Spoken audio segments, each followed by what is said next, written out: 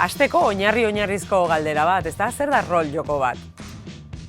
Rol joko bat edo rol jolas bat. Hori da galdetu behar dizudan beste gauza bat, baina hasi zu. Oraindik ez dugu adostu rolean jokatu edo jolastu egiten dugun.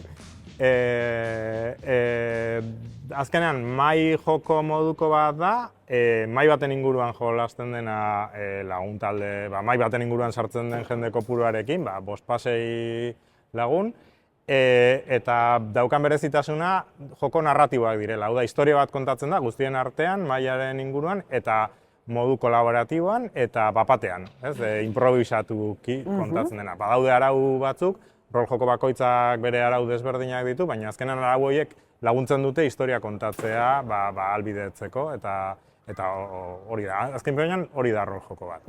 Gero hori oso rol joko oso desberdinak daude, batzuk dira oso tradizionalak, ez daka historia luzea ere rol jokoek 50 urte dituzte, baina batzuk badira garai hortakoak, 70-80 hamarkadaren estiloko rol jokoak, baina gaur egun egia da asko evoluzionatu dela, eta rol joko narratiboagoak daude, ez hain taktikoak igual bere garaian izan zirenak bezala, indiagoak, ez independienteagoak, denetatik dago. Ni daukaten irudipena, estereotipoekin eta jokotuz, oso gizonezkoen jolasa dela. Horrela da gaur egun orain?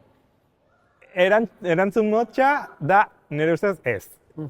Erantzun luzea da, egia da, normalean rol jokotan, azaleratzen den jendea asko gizonezkoak izan direla, eta garai batean batez ere, orain ikusten gauzak asko aldatu direla.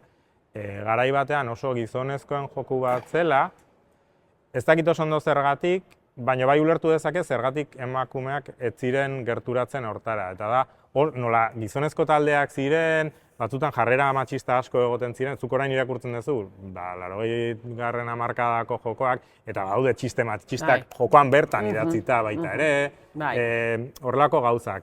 Eta ulertu dezaket, emakume askok gogorik ez izatea hortara gerturatzeko. Espazio seguruak hori da, ez sentitzea, eta egia da emakume asko ondirela oso esperientzia txarrak izan dituztela horregatik.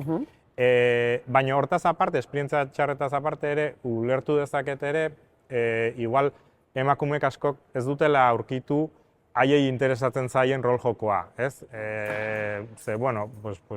Gaiak ere askotan igual oso gizonezkoak zirela, eta bar. Egia da gaur egun gauzak asko aldatu direla, rol jolasen sortzaile emakume asko daude, eta eske hain anitza da gaur egun rol jokoen mundua, denetarako lekua dagoela. Guk iaz rolariek fanzine bat atera genuen, eta fanzinearen hitzaurrean idatzi genuena izan zen, ziur gaudela, konbentzituta gaude, gutako edonorrentzako existitzen dela rol jolas bat, zuretzako propio eginda izan daitekena eta interesa daukazuna.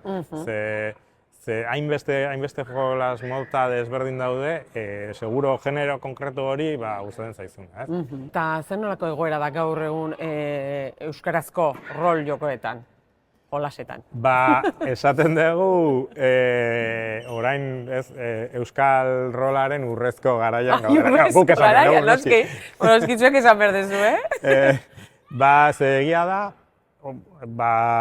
pandemia baino lehen ez geundela antolatuta. Bakoitza bere esparruan zegoen, gure rolariak egiten genuen, gure rol jolasak gure laguntxoekin eta bar, eta egia da pandemiak horrela erdi kasualitatez, erdi gure borondate guztiarekin, hasi ginen konturatzen, baina ni hemen Donostin, baina Getxon beste norbait, Iruñan beste norbait, eta bapaten Euskal Herri mailan jende asko ari ginela euskeraz rolean, eta ez ginela ezagutzen, eta bapatean izan da estanda bat.